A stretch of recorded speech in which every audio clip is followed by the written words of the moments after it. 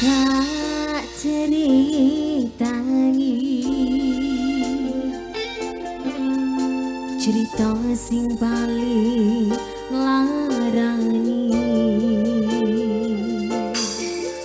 nalika bapak lunga ninggalke keluarga nelongso nanging kudu tak terima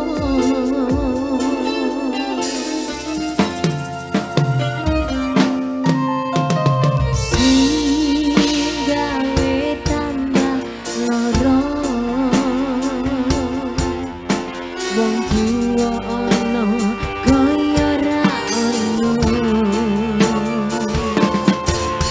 endi kasih sayang sing kaya bapak ibu bingung dhewe-dhewe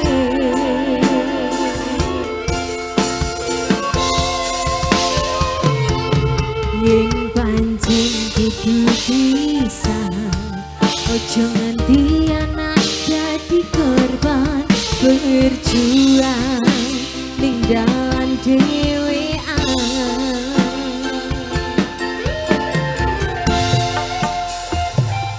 ora ono sing jaluk dilairke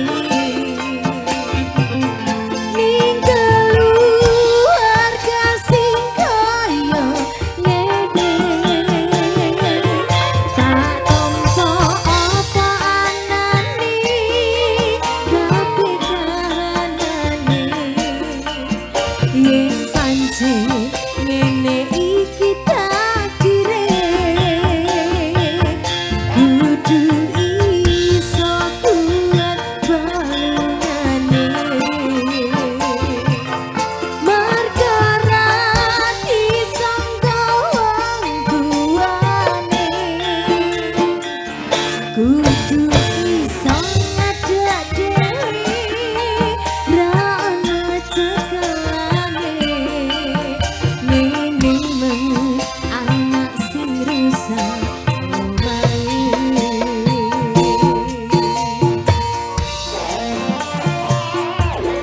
peos campur rezeki Ayo,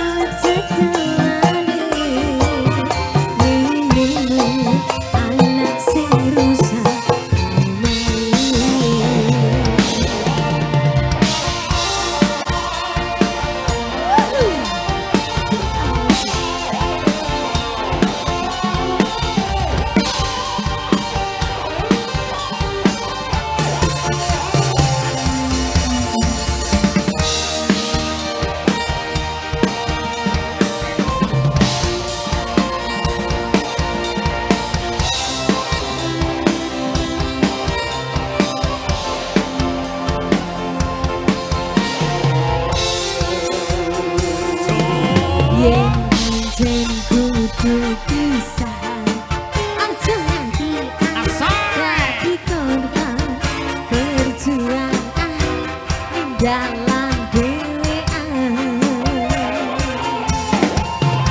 Siang ses ora ono sing jamak dilairke. Ninggal harga sing kaya ngene. Tak tompo apa anane tapi kanane. Yen pancen ngene iki takdire.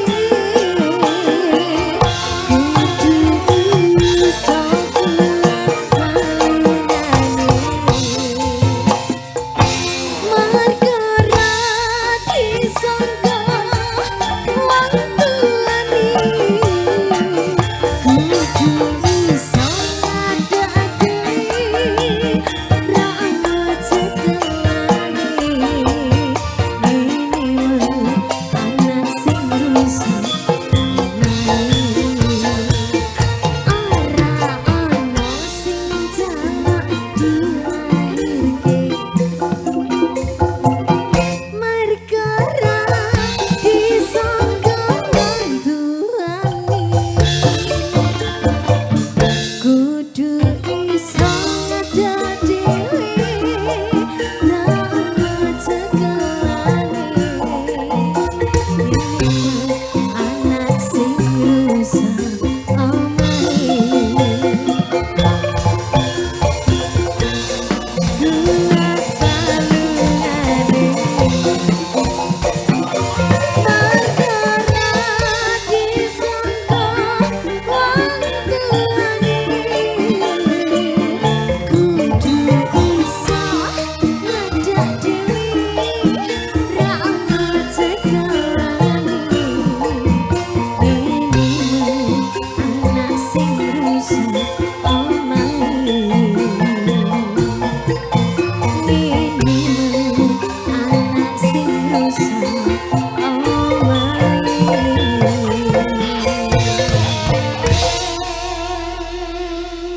BL musik campur sari sampun Kang Garing. Lagunipun ingkang sampun aturaken Ego wong wong tuwa.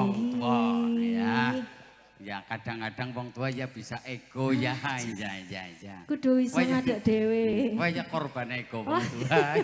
Korban iki. Iya. Matur suwun Mbak Devi. Monggo Nggih, matur aturan nuwun, lenggah malih. monggo.